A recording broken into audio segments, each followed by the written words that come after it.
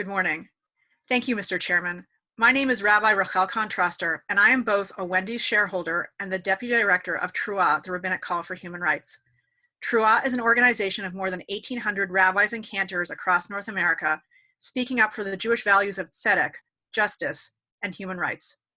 TRUA is the moral voice of the Jewish community, and today we are using that voice to speak in support of the Coalition of Immokalee Workers, the worker-led human rights organization based in Immokalee, Florida.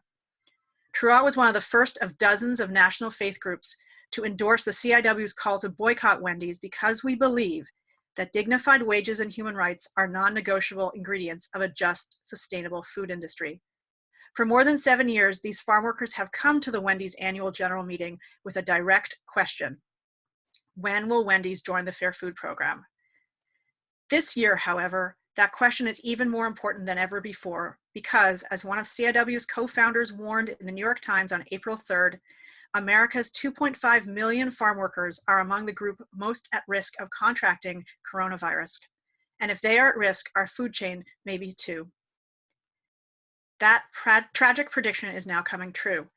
As you may have heard, the largest coronavirus outbreak in New York State was at Green Empire Farm, a greenhouse owned by Mastronardi Produce. According to press reports, workers at that greenhouse were brought in by a third-party farm labor contractor and housed in overcrowded, substandard conditions. Press reports from 2019 also indicate that Wendy's is a customer of Mastronardi Produce. So this year, I have a more pointed question. Has Wendy's purchased tomatoes from Green Empire Farms? And if so, how did the unconscionable conditions at Green Empire Farms escape Wendy's compliance monitoring program? Regardless, given the life or death stakes of unsafe working conditions under the COVID-19, how can Wendy's justify its continued failure to join the Fair Food Program, the gold standard for human rights monitoring in agricultural supply chains, which bars farm labor contractors like the one used by Mastronardi, and so would provide Wendy's a far better risk mitigation than your current monitoring program? In January, I had the privilege to visit Immokalee with a group of faith and values-based investors from the Interfaith Center on Corporate Responsibility. We had a chance to hear firsthand from those most affected by human rights abuses in supply chains, the farm workers who pick produce, about a solution that actually works. The Fair Food Program includes a worker-developed code of conduct, worker-to-worker education, complaint resolution, auditing, and market-based enforcement. The Fair Food Program has virtually eliminated forced labor, discrimination, sexual harassment, wage theft, and other abuses on the farm.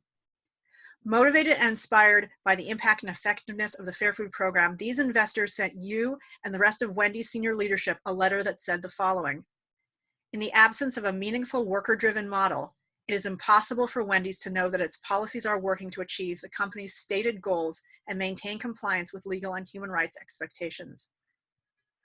The COVID-19 crisis has now made it even more clear than it was during our visit what is at stake if companies like Wendy's ignore their responsibilities to protect safety and rights of the essential workers in their supply chains. The time is now for Wendy's to join the Fair Food Program.